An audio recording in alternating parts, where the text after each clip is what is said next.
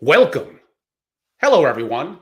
I'm Angelo Robles, and welcome to At Family Office TV for old school Spotify and Apple, which is still cool. It's Angelo Robles podcast, so go and download. Great for a car listen. And a special welcome to my members of my private club, SFO Continuity, where the opportunity in most scenarios to be live at the moment and to interact with questions, as well as often getting introductions to our special guest and favorable opportunities and intros. So go to angelorobles.com and learn more. Today, we're going to cover why mobile home investments are booming. Now, there needs to be a little bit of an update, although I'll probably go a little back and forth. The word mobile home is a little outdated. It really in the 70s transitioned more to manufactured homes, but I know a lot of you may still resonate with the opportunity in the verbiage mobile homes. And by the way, in case you're wondering, I probably know two. One of them is pretty famous. Billionaires that effectively made their first only hundreds of millions of dollars effectively from quote unquote mobile and manufactured homes. It's a wonderful opportunity that we're going to learn about today. We have a very special guest. Her name is Teah Gandhi of Evergreen Parkes. And on that note, Teah, we have so much to learn. Welcome to the show. Thank you so much for having me. It's a pleasure. You're smart. You had options. Manufactured mobile homes is a little bit unique. What led you to be attracted to it as a partner in your current organization, and why? There's varying sectors in real estate. This is a little different, henceforth, maybe a little more inefficient in opportunity. Why did you go into mobile home investing? Okay, so there's several factors that make manufactured home investing particularly attractive. In the market, you'll see lots of people owning apartments or Airbnbs or other opportunities like that in the real estate market, but those tend to be quite a lot of time intensive management, whereas manufactured home communities, as I call them MHPs, tend to be less in terms of for an investor. They offer stable cash flows that mimic essentially a bond like structure that where the rents are collected on a monthly basis. So you get the cash flow coming in monthly. They also have lower expense ratios than apartments, typically around the mid 30% range versus an apartment that run anywhere over 50%. They also offer significant tax benefits. So standard depreciation for a real estate sector is 27 and a half years, whereas with the manufactured home sectors, it's 15 years. So that provides a lot of protection for investors who have got significant income coming in. And finally, the manufactured home sector, it provides an affordable housing option for a lot of the country. As you know, affordable housing is a significant shortage across the country, and there's constantly focus on finding other alternative options for individuals who are currently struggling to find options that make sense for their budget. There are 11,400 baby boomers retiring on a daily basis, and they often have limited income, fixed incomes, and they're looking to downsize. And going into something like a manufactured home in a community makes a lot of sense for these individuals. Of course. And for younger people, newer home buyers, and I Yes. don't think it's a stretch to say it could qualify as what I would deem to be something as an investor that is an impact investment. You are absolutely doing good.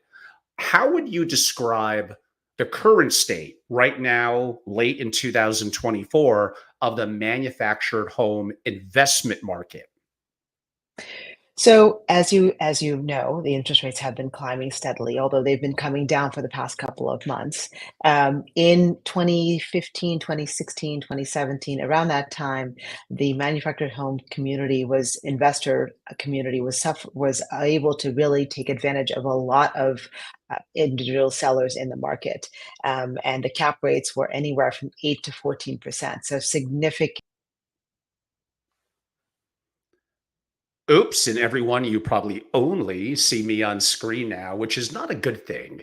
I'm assuming Tia may have lost a Wi Fi connection within probably 1 minute. I'm going to hope she'll bounce back on. And as I'm mentioning that, here she is.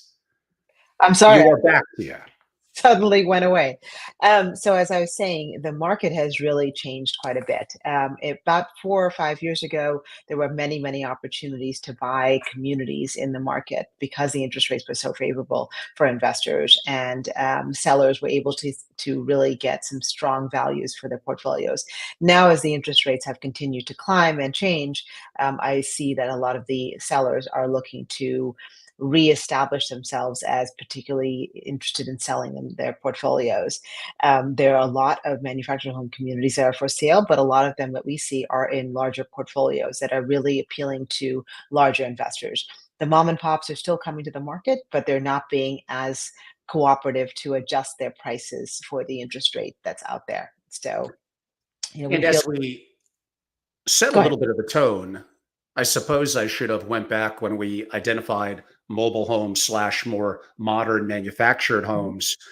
Is there any dictionary definition that describes either singular, quote unquote, a mobile home or as a community? I'm not sure I understand the question, but let me tell you that mobile homes was pre-1976, so they were considered mobile homes. They didn't really have a whole lot of um, regulations that they had to follow when they constructed these. Post 1976, the Housing Development Association really put lots of standards in place for the safety of these homes. So that's when they became a manufactured home. They're prefabricated in factories and then actually physically pulled into a particular community. Does that answer your question? Yes. What is the average price of a quote unquote manufactured home? So on average, it's about $87 a square foot. That is about half of the cost of a stick-built home, which is around $170. Um, Currently, the homes are selling a starter home in the manufactured home industry starting around 45,000, give or take a little bit depending on the interior configurations. But in general, around $46,000 is the actual manufactured price. Now, of course, once they come to the market, there is, of course, a premium placed on the transportation costs, the other finishing steps that have been taken once the home is actually on site. And if I'm an investor, am I owning the land and operational utilities and I'm charging monthly, quote unquote, the manufactured home owner? Or in certain communities, could I do both? And I'm effectively renting or Airbnb out the actual manufactured home. That's a great question. So there's a couple of different ways you can structure the investment. So a typical manufactured home, I'm just talking about the run of the mill, is actually the owner owns the land, just the physical land. And anything that's sitting on top of the land is an improvement, hence the 15-year depreciation um, and, uh, the 15 years that get taken. But typically, you can have both things. You can actually just own the land and just rent out the land for people to come and bring their homes and then lease the property pad from you.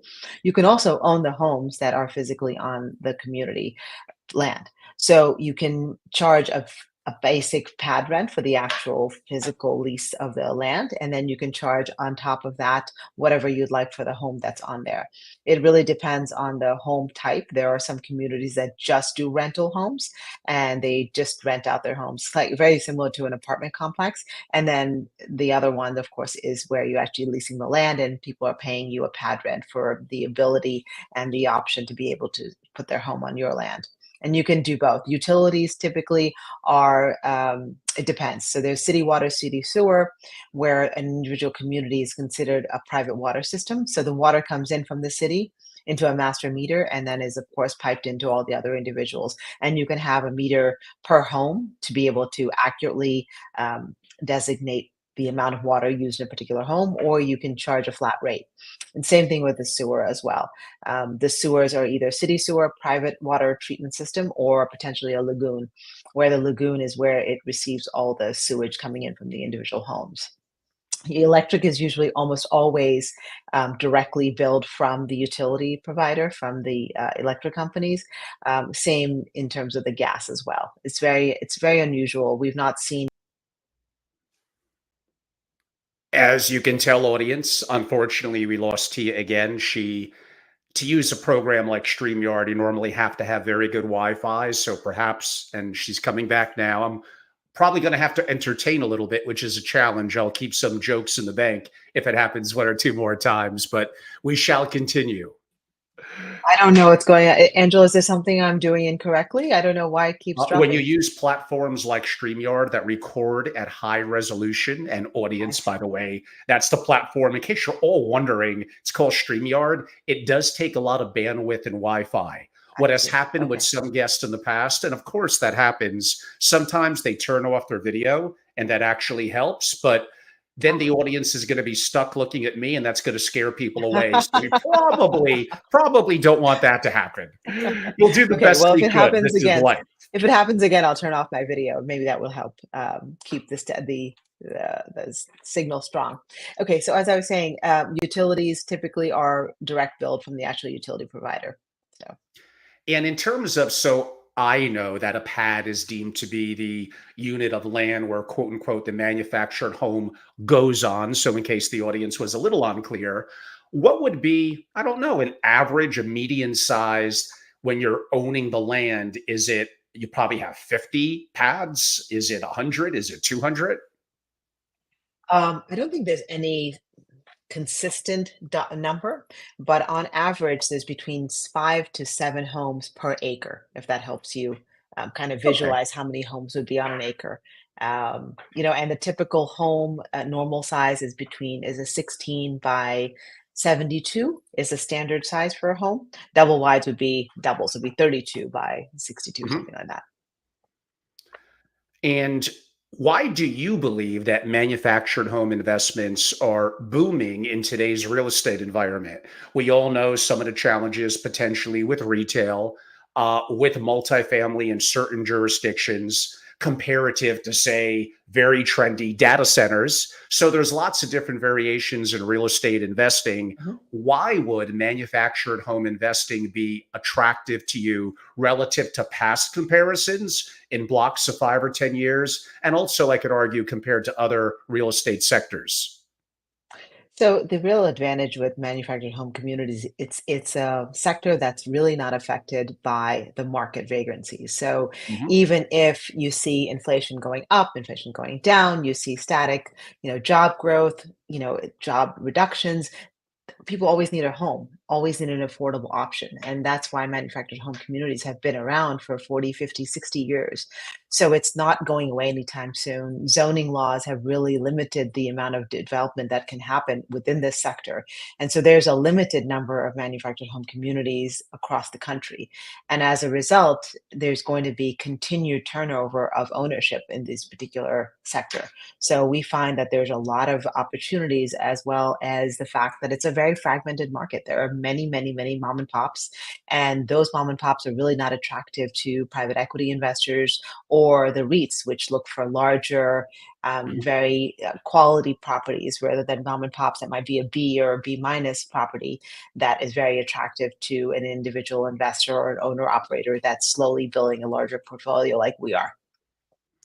What factors do you consider when evaluating a manufactured home park community for, I guess, an individual unit or collectively as an investment? What do you look at? So, in general, when you're looking at a manufactured community, if you're looking at as an acquisition target, you're looking at demographics, the population, the proximity to employers, the proximity to school districts that are of good quality. You're looking at potentially how many park-owned homes there are versus tenant owned homes. So, a park-owned home essentially is the owner of the community owns that home. So, essentially, he's leasing it to a tenant. That brings into the whole equation of a maintenance person requirement. So, it's similar to an apartment where you're doing constant work. Your toilet gets clogged, you call a maintenance guy, you call a super. It's the same kind of concept in a park owned home. An owner occupied home, it tends to be your own house. So when you have an issue with your home, you are calling the plumber or the technician or the electrician or whatever to do the work, not the owner to fix it for you. You're also looking at potentially The geographic area where it's situated is weather an issue for you? Is it in tornado alley? Is there a hurricane potential storm? That kind of stuff. There's also the other thing that we look at, and it's become more of an issue, is rent control Hmm. regulations that are happening both on the East Coast and the West Coast. So we are very cognizant of the fact that there are some states that really have very severe limitations on how much you can raise rent on a year-over-year basis. Sometimes there's a hurdle to jump. Well, probably when Tia comes back. Unfortunately, you're going to be stuck with my visual. We'll probably go no video for her to save on Wi Fi and bandwidth. But this is really good content. I hope you're enjoying it. And yes, manufactured mobile homes are something that I'm looking at as an allocator myself. So a little extra interest from my part. If you want, we So, could try no Angelo, video. should I turn off? Yes, let me Let's stop give it a that and see if shot. that helps. Great. Okay, how's that? All right, Perfect. so So we'll far, so continue. good. Okay, so the other things that I mentioned, I think I mentioned the demographics, mentioned employers. Also, you have to look at what your competition is in the geographic area. So whether you have, a very large apartment building that's potentially as the same price point as you Mhm. would be charging for a pad rent or a rental home. So that could potentially be an issue that to consider. And you definitely want to look at other manufactured home communities in that geographic area. What quality are they? How much do they charge? What kind of homes are there?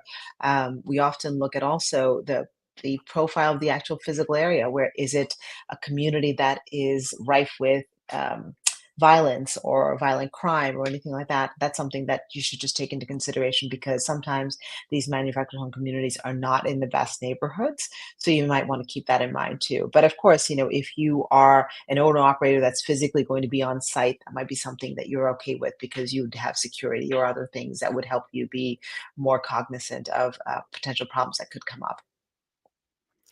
Which US regions or states currently offer the best opportunities for manufactured homes? So typically, you'll see manufactured homes being a very viable option for people in the South and the Sunshine States, so Texas, Florida, those areas. But we find that in the northern Midwest areas being more amenable to communities that actually are very appealing to us because they've got either an infill opportunity or they're a very stabilized property. So we look at Michigan, we've got properties in Ohio, Wisconsin is very strong as well. So is Minnesota, Indiana, Illinois. All those states tend to be very open to have manufactured home communities that are good, strong investment options for us. I'm probably not saying anything new here. You indirectly brought it up when evaluating for pricing in the last question. But when I think of states like maybe Massachusetts, New York, Mhm. California, awesome states, by the way, but Yes. very geared to consumer protections and Mhm. more difficulty especially if you probably own the unit and something goes wrong. And also pricing depending on proximity to larger cities. Would you say, as an example, no offense, those three states, but those are probably more challenged from an investing perspective? I would say yes, only because you have a 2 or 3% increase in rent that you're able to pass down to your investors or to your tenants, and that creates, challenges in how best do you continue to show value and growth and returns for your investors if you're investing in those particular states. Of course. And just to give an idea of pricing, we went over already a kind of a medium for manufactured homes per foot and broadly with the average size, what that could be. In terms of if I, in whatever, Michigan or Wisconsin or one of the states that you noted, what would, if I own whatever 50 pads, and what would be potentially an average cost that I'm charging for the manufactured home owner? So the average pad rent in our portfolio, we have 2,200 pads, is roughly about $475 on a monthly basis. So, but we have the whole spectrum. We have some communities that are around $250, and then we have communities that are up to $700 a pad. So pad rent wise. So it really kind of runs a gamut, but on average, I'd say in the mid 400s to mid 500s is typically where you see a majority of the manufacturing home communities in the Midwest area. You mentioned very important would be one, safety, schools, opportunities for employment. Those are all going to be valuable. Now, of course, that's nothing new. So, assuming it checks the box and all that, that's probably going to be a little bit more pricey, for lack of a better Mhm. word. Are there still inefficiencies in the market where you could look at opportunities in, let's go with the word neighborhoods that are more up and coming and trending positively, or maybe certain amenities and other options could make it more longer term, even a better investment? So we find that typically amenities aren't what makes the decision making parameters for an individual. It's really the schools, the location, proximity to employers. But in terms of efficiencies that are still there in the market, we find that a lot of the mom and pops still have not taken advantage of bringing their rates up to market, nor have they taken advantage of billing back some of the utilities to the individual tenants. They tend to be individual owners who are still paying for all the water, still paying for all the trash, still paying for all the sewer that's going through the community. And years ago, it was expected that the owner would pay for all this and you just pay for the rent. Now, because of so many restrictions and so many regulations with water and sewer, those that is becoming a very costly option for an owner to provide for the tenants. So there is a lot of bill back happening now. And that's where we find the most inefficiencies that we can take advantage of, really pushing back some of the utilities onto the individual tenants, like they would any home that they own, a stick-built home, I mean. Of course. I mean, that makes a lot of sense as someone who's looked at RV parks where there's a little bit of some similarities. You often do find, again, a boomer couple that is wonderful and doing a great job, but maybe operational structure and efficiencies and running business may not be their strength. And one of the things that is just almost universal, and this gets complicated again because it's other issues that can be a little sensitive, but often they're kind of not charging enough money. I'm not saying to Mhm. double the price, but you could probably easily 5, 10%, 12%, and justify it. And they're just not doing it. I'm not saying it's as easy as that. Buy at a deal that's not favorable and raise the prices and you're good, but there's a little bit of some operational lessons to be learned there. What are there any particular red flags that would make you pass on a manufactured home community? I'm going to assume part of them are the opposite of what you're looking for: safer communities, good schools. So the opposite of that is going to potentially be a red flag, but I'm not the pro, you are. So in general, I mean, red flags can really run the gamut. So, when we're doing our due diligence, and there's, three different types of due diligence. You've got legal, you've got the financial, and you've got the operational, right? So when you're looking at the operational things that may be a red flag, you might be looking at infrastructure issues. So whether it's, the roads that are in such bad condition that the cost of it would be so prohibitive to continue to, move forward with a particular transaction. We could look at lagoons that may have to get dredged. That's a significant cost.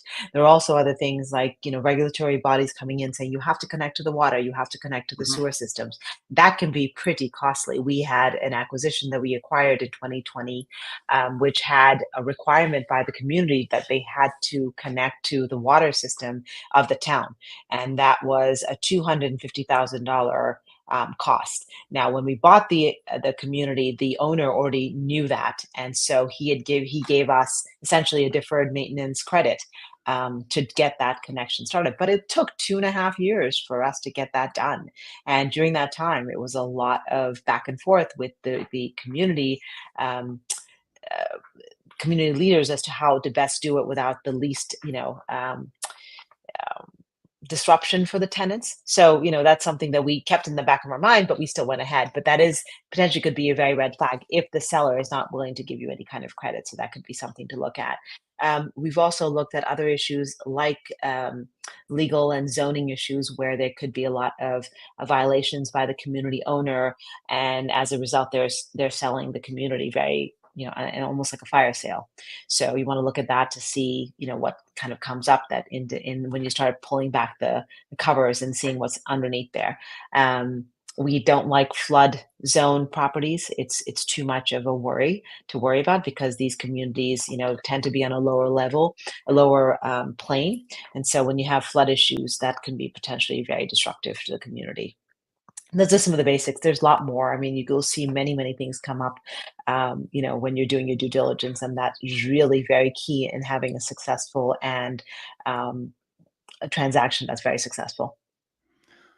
I mean, you already mentioned the main ones. I think they're pretty obvious. But what are the primary ways for effectively manufactured home investors to generate cash flow? It could be solely from the land. It could be the land and the actual unit. Are there, and you mentioned amenities really haven't really quote unquote taken off or been a determining factor relative to the cost, but having on site additional storage, is there daycare? Like, I'm not really sure. Are there other things that could be added on that could make it more profitable? So definitely storage is actually something that we have tried to find communities with storage. So we've got a few communities that do have storage on site for the tenants. Essentially, it's a captive market for us, so that works out very well for the communities and the tenants there. So that's one way to add on an additional offering. We've also looked. We have a community that we charge parking for because there's so many individuals who have boats and campers and other things, and they have some way, they need some way to put them because the community happens to sit on the water. So, it's an additional amount that you can charge for storing your boat or keeping your boat there for the season. It's not a year long revenue stream, but it's for a portion of time. So that works out well. Of course, we found that doing leasing the land is the most profitable way to actually make money because that is something you can continue slowly increase, as you mentioned, because those individuals own their home. And it's really very difficult and very costly to move a home once it's in a community, anywhere from seven to $12,000 to move a home. And of course, you have to keep in mind that if the home is older, it may not make the move. So you have to keep in mind that, your home has to be able to actually physically be picked up and move someplace else if you want that to happen. So we find that it's a very captive audience, and only 5 or 10% of homes actually move away from the first location that they actually come to. And it's always an uncomfortable question, but the reality of how things work in the real world in any sort of residential real estate investing. But how do you handle non-payment or delinquent tenants? And I guess it may vary whether it's you own the land only or more complicated and complex if you own the actual unit. So in general, it's similar to any other real estate opportunity when you've got tenants who are paying you rent. You obviously try to work with the tenant as much as possible. You try to see if they're falling on hard times or they have some issues. Try to work with them. There's oftentimes we can offer them the opportunity or the help, the assistance to go to any kind of church or charitable organization that could help them while they get over that hump that they've now found themselves on. And if we find that bad actors who are just not interested in paying, then we do evict them. Or if they're creating substantial problems for other individuals and families in the community, we will ask them to leave. And we have taken people to the courts and evicted them. We do have general counsel who essentially heads over all the eviction attorneys that we have in the various states. So we are very active in evicting people who have large balances who just don't want to make the effort to pay. It's really that if in order to stay, you've got to pay. But we're not unreasonable. We do our best to try to work with the tenants if they have issues that they can't surmount. How do you structure like leases, lease payments to ensure kind of stable long-term cash flow, but also, like you just mentioned, from a legal perspective to protect your rights? So, typical our leases are very similar to any other lease that you'll find. The thing about manufactured home leases is that they tend to be a month to month setup the way it is, just because it is a mobile home, right? At the end of the day, it still can be picked up and moved. So our leases tend to be a year in the initial term, and then it goes on a month to month with a 30-day notice period. So if they say, on the 13th month, you know what, Tia, we're going to move. We have to move this house or whatever it is, and they give us notice and they move. But in general, the leases are pretty standard, and it allows us, because it is land that they're leasing, to either ask them to take their home and move, or pay the amount, or even sell their home. So the lease gives us just a little bit more protection in terms of that 1 year, to make sure that we have the payment coming in, and then it's month to month after that we can ask them to leave. But in general, the courts have been very cognizant of the fact that, this is our land and this home is just sitting on there. So if they're not paying, then they need to either move their home, or make a payment. So we've been lucky. You're a partner in a very successful fund. We'll get a little bit to that later. For someone, even myself, that may have an interest in being a direct investor, and again, I've learned some lessons in doing diligence on RV parks, where there's a little bit of some commonality with what you're describing. What would be challenges that maybe direct investors need to step back and maybe assess before they just jump in and want to take full burden of responsibility? So the biggest thing that we found now, obviously we've been doing this for 8 years, but when we started, we bought one community up in the Upper Peninsula of Michigan, and it really was a very growing lesson. We really learned how to manage tenants, learned how to manage utilities, learned how to make sure that the tenants, pay your rent on time. Where do they send the bills? It doesn't seem as it seems very simple on the overall scheme of things, that you collect the rent, you stick it in the bank, you pay your mortgage, and you're done. But there's a lot more to managing than some people realize. And you constantly have things happening. You've got a water main break, or you've got a sewer issue, or you've got, the electric panel outside is, somebody hit it with a car and it got knocked over. So you've got to fix it. So there's a lot of maintenance work that needs to be evaluated. You need to have a maintenance staff, ready to do the work if you've got some issues. When you go out to vendors to fix all these things, after a while, it can be pretty costly. So we try to have, a maintenance staff. We try to have a plumber on standby, a sewer person on standby, an electrician on standby. So all these things are very helpful to have in your back pocket in order to take care of issues that come up. Um, the other thing is that, of course, when you come in as a direct investor, you can go and get a third party property manager, but that they tend to be pretty pricey, anywhere from 10 to 14% in some instances. And that really eats away at your profit margins, because you've got to, in addition to having a property manager who's overseeing these things, you still are paying for a manager on site to collect the rents.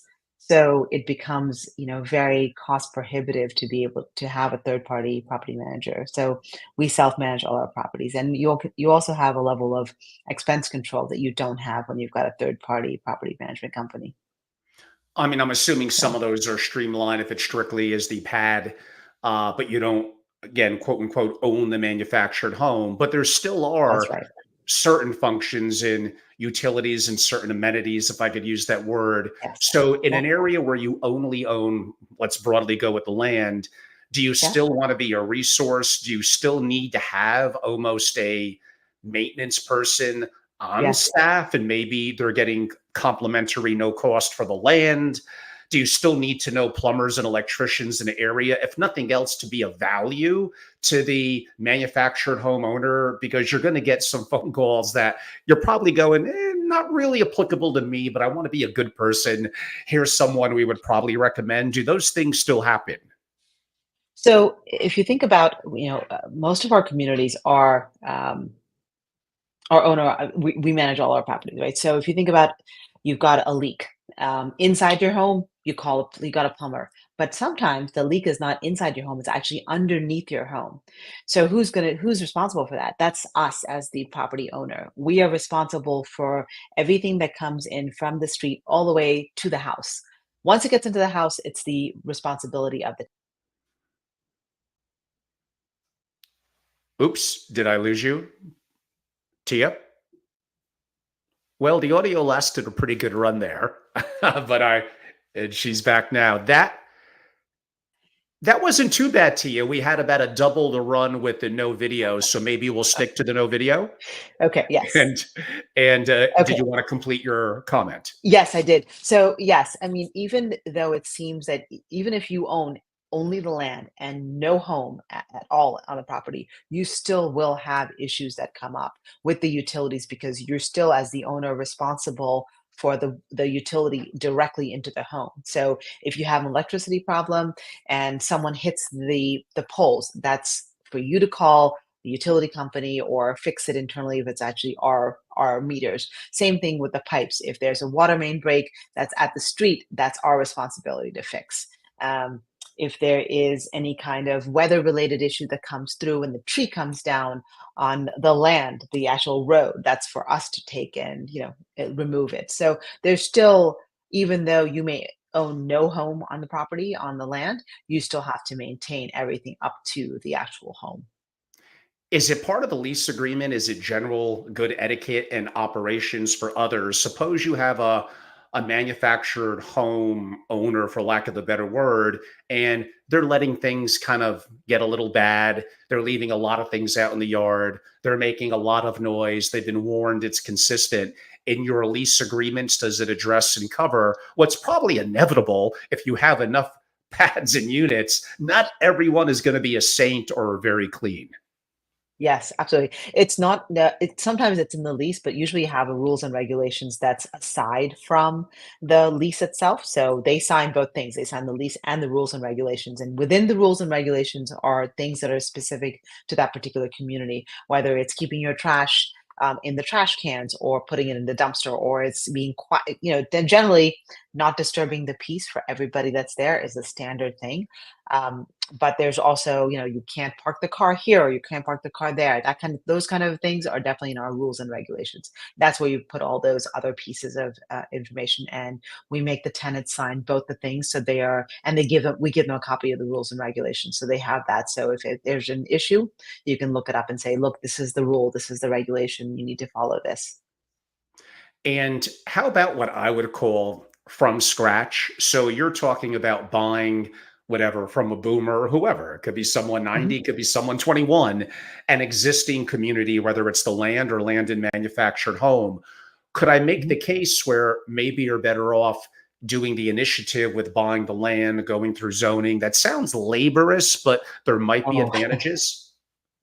I I would think that'd be very difficult to do that because there's so many zoning requirements and regulations and limitations that really developing a manufactured home community is very difficult. I think the only place I've really seen development of home manufactured home communities is actually in Texas because there's so much of a need for housing. That's been the quickest way to get affordable housing into a place, and that's the only place I've really seen development. Elsewhere in the Midwest states, we've not seen development. You could have a manufactured home community that may have additional acreage on one side of the property that you might be able to develop, but again, it's really difficult because there's so many regulations. There is that "not in my backyard" um, clause that a lot of people use, NIMBY. And so it is very difficult, but there is still a stigma with a manufactured home community. But, hopefully, seeing a lot of people going into this, both larger investors and, REITs coming in, that's not as bad as it used to be. What, how do financing options differ for mobile home parks, land, AKA, versus traditional real estate investments? If you want to break that down, even to typically, how does it look with negotiation, with financing from the owner, with down payment, with all of that? So it has a complexity to it. So if you start with the easiest, I would say, is of course a seller financing, right? So you've got a seller who wants to sell. He still wants a bit of steady income that this community provided him or her over the ownership time frame that he had. So you could say, okay, I'll buy it from you for $1 million. I'll give you 30% down, and we'll do a 10-year, whatever interest rate makes sense at that point. So 5%, 6%, something like that. That in a 10-year bullet. That's the easiest way of financing an acquisition. The next level then would be, of course, a bank. A local bank is usually one you would go to in a community that's already familiar with the community, and so they would be able to offer you probably pretty decent terms. The LTVs really range from 65 to 80% LTV, and usually. depending on how much you put in is your loan amount, you could get the balance of it. You might be able to put the money together with either investors or your own money. The next level, of course, would be then the Fannie Freddie, which is, of course, agency debt, and they have a lot of restrictions of the funding that they'll do. So they'll have to have, a certain amount of occupancy. They have to have certain type of roads. They have to have a certain type of ownership level. So, you really can't have more than 20% rentals in the community. You have to have tenant occupied.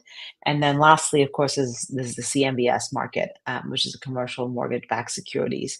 That particular type of financing tends to be, onerous at times because there's a lot of hoops you have to jump through. It is probably takes that same amount of time as agency funding does, but it allows larger transactions to get done.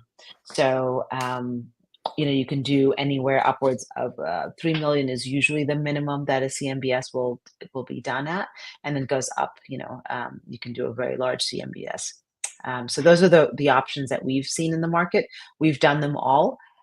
We find that the CMBS tends to be the most difficult to go through just because they ask for so much information. And really having a mom and pop as your seller sometimes gets to be really difficult because they want a lot of things that a typical mom and pop won't keep just because they're mom and pop and they're small. Yeah, that brings up some follow-up questions because I think this is important. And some, again, similarities to RV parks. And small business entrepreneur Cody Sanchez has spoken about this as well. And I completely agree with her. Uh, Kind of when you're negotiating, there's kind of price and terms that are on the table. I Mhm. might be willing, if seller financing, to almost come pretty close to what you want on price, but then I got to have the terms that I want to have. I might be able to do vice versa. But in other words, I think terms are actually really the most important one. Is this art and science? Is this complicated? Does it depend on what that aging boomer couple, which is the most common, what they want? Uh, is some of this psychological and emotional intelligence? Um, so when you talk about seller financing, really at the end of the day, we've seen it all. Seen a seller who wants a 1031. So essentially they're buying something else. So they want to Mhm. use the funds to not have any kind of tax ramifications. And then we've had a seller who said, you know what, I still want to make a little bit of money from this because I want to support my lifestyle. So I'll do seller financing, but I want $1,500 as a payment every month. So then you can work backwards and see, okay, how much am I going to borrow from him? How much is he going to give me, essentially, right? So it really depends. I mean, we've found kind of the whole gamut in terms of the terms. And it really, if it's a seller financing deal, it is the terms, not so much the money. They really want a decent down payment most of the time because they want to be able to do something with it. So if it's, a $5 million transaction, they want maybe 30% down so that they have a chunk of money that they can then use something else, and then they can get a standard payment on a monthly basis. But I would agree, terms are usually where you'll find the most negotiation when you're dealing with seller financing. And back a little bit in terms to the pricing and maybe Michigan a little more higher end.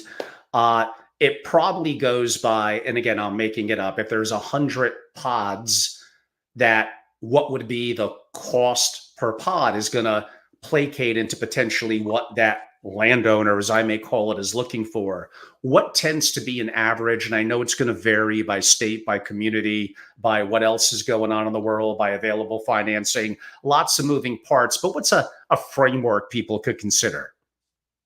Okay, so there are a couple of different ways to look at that. So if you think about a community that has occupancy of 80% or greater, you're obviously going to get a premium price for your per pad. On average, we've seen per pad valuations of anywhere between 65 and 75,000 a pad if you have 80% plus occupancy. If you are buying a park that has occupancy of maybe 40%, you're looking at a replacement cost per pad. In other words, what you're doing is you're saying to that seller, I'm going to have to make sure that pad is ready and able to handle a home. So your cost there is going to be anywhere from five to $20,000 per pad is what Hmm. your cost is going to be. So it really it's more dependent on the occupancy rather than the quality, because the quality is going to be relatively standard across the board, right? You're not going to have that much variance. But it really depends on the occupancy because the occupancy is a direct relation to how much cash flow you're going to be able to generate once the acquisition is complete. So you really are looking at occupancy to help you put a value on a per pad price. You briefly mentioned it actually early on, some tax advantages like Mhm, depreciation. You also hinted at another one. If I'm the owner looking to exit and certain things get into another real estate strategy, 1031 exchange, if you could touch mhm. upon both of those or any others that may be more overlooked. So the tax advantage of having a manufactured home community investment is because of the improvements that happen when you put the home on the land. So you're not depreciating the land per se, but the improvements. So when you look at a purchase price of $1 million, 10% is allocated to land. So of that $1 million, 10% is allocated to land. The balance 90% is then allocated to improvements. And as a result, you get the depreciation on that 90% of improvements that you've put onto the valuation. So that's how your tax advantage happens. And for manufactured home communities, that is a 15-year depreciable event rather than 27 and a half years for a standard Mhm. apartment, which is already the improvements already happened. You're not doing anything to the building per se that's going to change that. So that's why that is there. The 1031 really is allows an individual seller to take advantage of the depreciation that he has and not pay any taxes on the sale. So essentially, you're rolling over any improvements of the land that you've now owned and acquired and held for that long, and then just essentially take your earnings and roll it into another acquisition. So that's how you can get that. Other than that, other tax benefits, I'm sure there are more when you actually buy a home and you put it on your balance sheet. You can depreciate it, in the beginning of the acquisition time frame rather than towards the end. So if you buy a community that has 50 park-owned homes out of a 500 portfolio, that 50 you can depreciate right away in your first year of ownership. So there are a couple of these little advantages. Of course, I'm not a CPA, so you probably want to check with your CPA to make sure that there's other things that we have not run across as a larger institution. What are your thoughts on using leverage? Now, we kind of went over that a little bit in financing, but again, there's going to be some people, I want to put the littlest amount of capital down. I want to maximize financing. And again, banks, sellers, interest rates, there's moving parts and interdynamics there. But I'm assuming, like in commercial real estate investors that I know, you may want to be careful about using too much leverage. There are things that could go Yes. wrong. Yes. So, especially in this day and age, post-COVID, there have been a lot of issues in terms of interest rates that were super low, right? And they're all coming up for refinancing now. There is nearly $3 to $5 billion of mortgages coming up in the next 2 to 3 years that all have to be refinanced. And when you think about where would they go from a 2 or 3 or 4% interest rate, they're getting into a 5 to 6, potentially even higher than that, depending on where they need to go. So you need to be careful how much debt you want to put on your books. Leverage is something that we have always used in our acquisitions, mainly because it does juice up your returns, right? So um, Mhm. in years ago when we had better interest rate environment, we did try to take as much debt as possible because it was so cheap. But now that we're looking at potential refinancings coming up, we want to be cognizant of the fact that even though the value has been created during the time of our hold, you still want to be sure that you're not taxing the community too much in terms of being able to make the interest payments. We try to make sure our coverage on a debt service ratio is at least 2 times at the time of acquisition. That way, we have enough cushion if anything goes wrong with the community operations, whether you have got, a sewage problem or weather-related issue or anything else that might happen in the community. So we've got enough coverage to be able to withstand any kind of shocks into the community. How do you calculate cap rates and overall profitability, I guess I would say, for manufactured home investments? So a cap rate is essentially a way to account for your risk, right? So a standard cap rate formula is essentially NOI divided by the purchase price. That's your cap rate.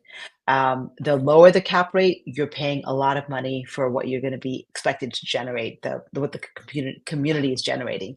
Higher cap rate, you're paying less money and you're taking advantage of a lot of the different things that are going on in the community. Oops, let me put back again. Um, in general, I don't want to again stop it.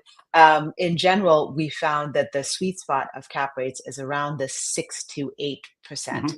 Mhm. That's where we find the most bang for the buck, and we find that there's a lot of upside potential. So as you increase your value, your cap rate continues to increase, right? So that means you've paid less and less for that same value.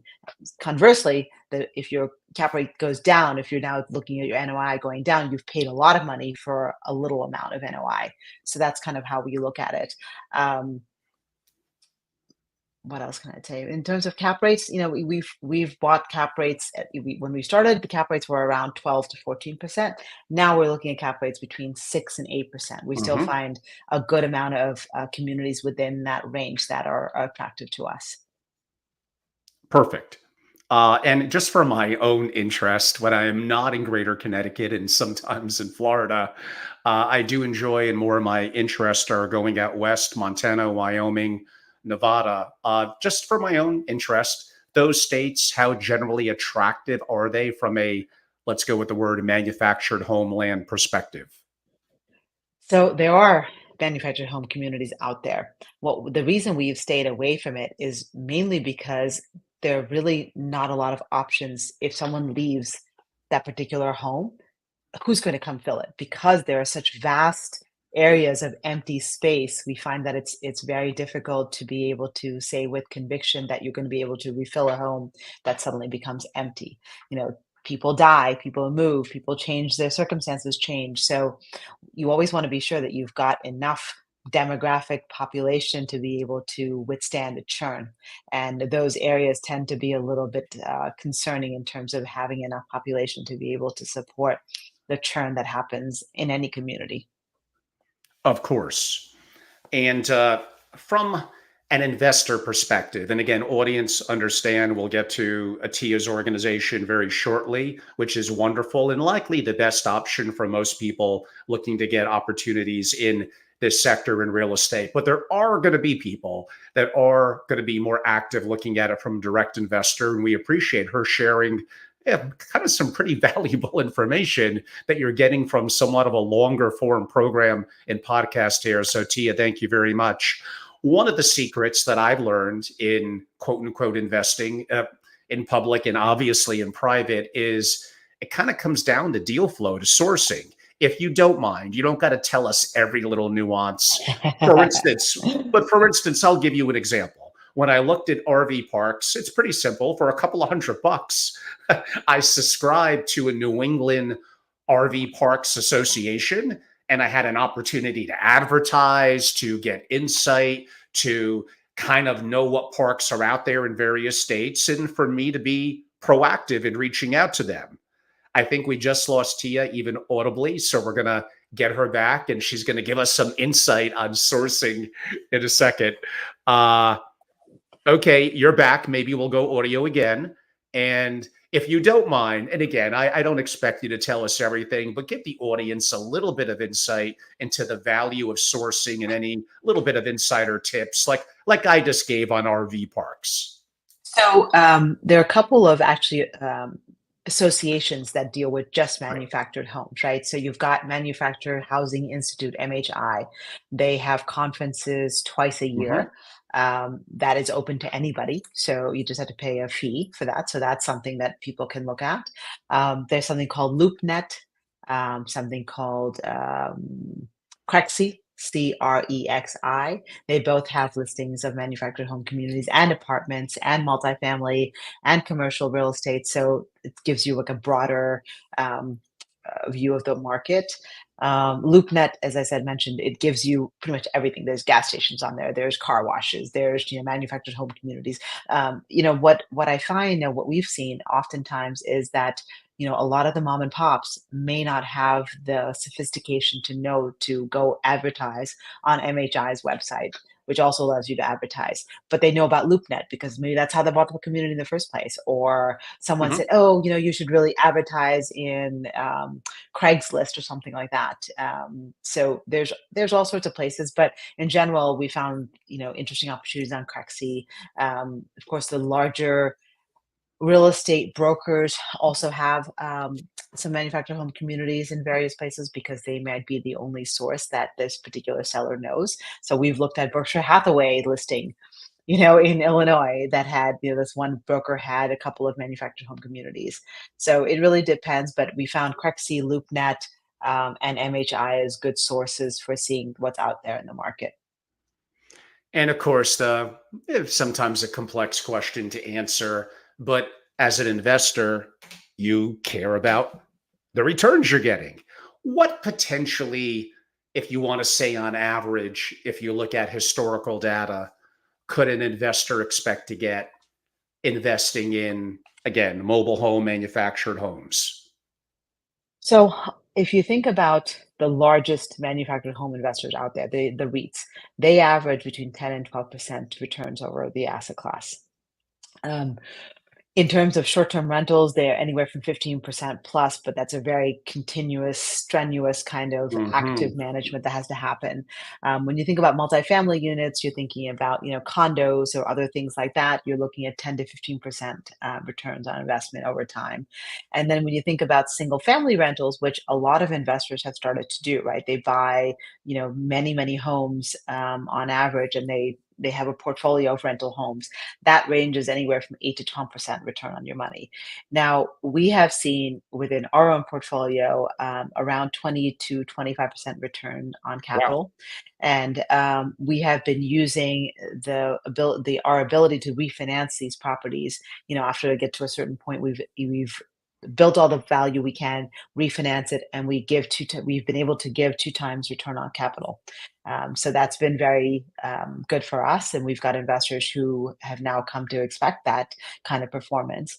And it's hard to keep that up, and you really have to be very vigilant. And you're doing a lot of expense control, you're doing a lot of rehabs, you're doing a lot of bringing in new homes and continue to provide value growth within the community.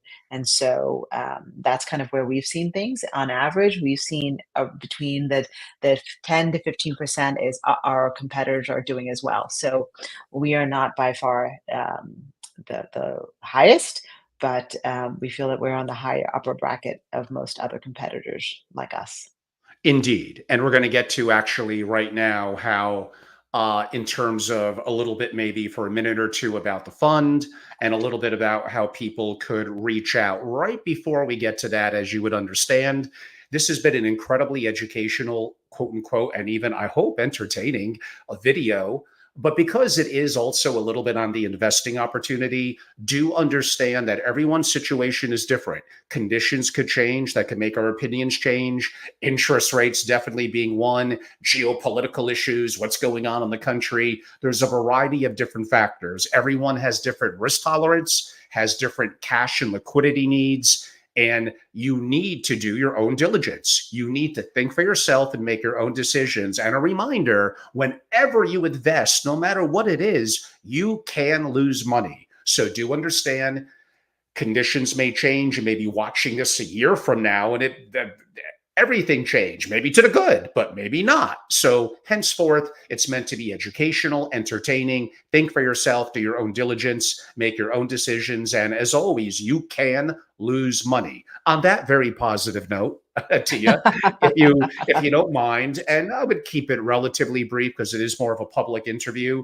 for those Yes, that maybe absolutely. are qualified, and you may want to Yes. answer that question as well. Accredited investor, qualified purchaser. What potentially could what you guys are doing as a fund and me being a passive LP, what that could look like? So in general, as you mentioned, we do look for qualified investment individuals, and so we want to be sure that that individual is very aware of the risks and that could be in any investment, and specifically investment that's subject to market conditions on the private side, right? So this is a private investment. We have about $100 million in assets under management, a little bit more than that, actually. We have 28 communities. We have pretty much taken family and friends money to the beginning of our career, of our fund, and now we've moved to more institutional money, but we are always open to LP money across the board. We can also look at individual accounts, that if that works for people. So, but we do definitely want qualified investment individuals in there. And we have a website that you can go to. And Angela, is there a way for me to send you the information so that you can put that on towards the end of um, your podcast? I could put it in what's called a description, which probably Okay. 5% of the people go to that, but it's better Okay. than nothing. And actually, if you want to make it a little warmer, you could come back on video. And if you wanted to, a final message, note the website. If you wanted to give an Okay. info ad or marketing email, that's okay as well. Okay, great. I will do that. That way you can see it a little bit better instead of, because it is rather long. It is evergreenpark.net as the website. And then my email address is ag@evergreenpark.com. So both of those information, both of the pieces of information I can provide to you to put out there. And because people could spell park or parks a little differently, if you could just Yes, verify that's right. that again, Yes. please. So Evergreen Park is the word evergreen and park with an E .net is our website. And then my email address is ag, at evergreenpark with an E.com. And And although we are it's always pretty self-evident with the email, but the website would be evergreenpark.net. .net with an E, evergreenpark.net. Yes.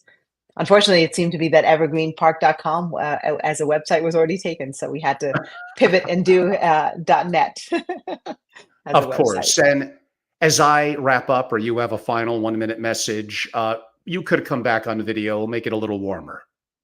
Okay. Um, well, I appreciate the opportunity, Angela, to talk with you. It's been a very long time since I've had a conversation with investors outside of my daily conversations with potential interested parties. But I was a research analyst on the market, and I covered the telecom industry. So it's been a while, and I appreciate the opportunity. I was quite nervous in the beginning, but you've got an easy way to kind of put everybody at ease. So I appreciate that. Thank you very much. Well, it's very kind. My closing comments are I've been actually looking to cover the subject for a long time. I didn't really find the right person. I think Teah is awesome. She obviously, although mentioned might have been a little nervous about being more public, was obviously a wonderful guest, relatively hour plus, so longer form compared to most 20-minute type, more superficial interviews.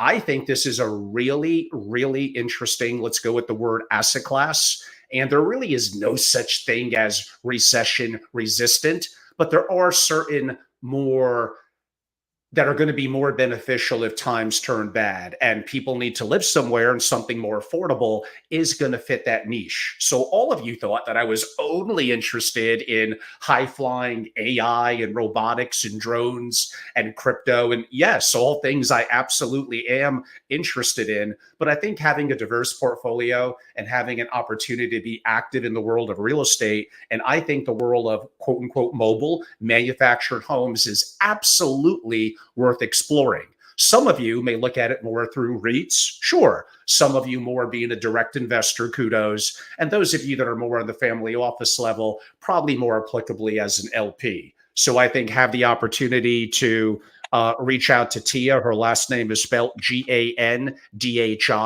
For my members and selectively others, if you annoy me, it's okay. If you wanted to reach out to me directly to make an intro, I am happy to do so. And hopefully we'll have an opportunity to have Teah back in a private forum for our members to be open-ended, ask a lot of the tough questions, and perhaps even at some of our in-person programs that we do. And that's one of the charms about being a member, is you get more warmer, direct introductions, the opportunity for in-person programming. Many of the guests that you all love have been part of our private programming over the last couple of months, and our members have a chance to interact with them.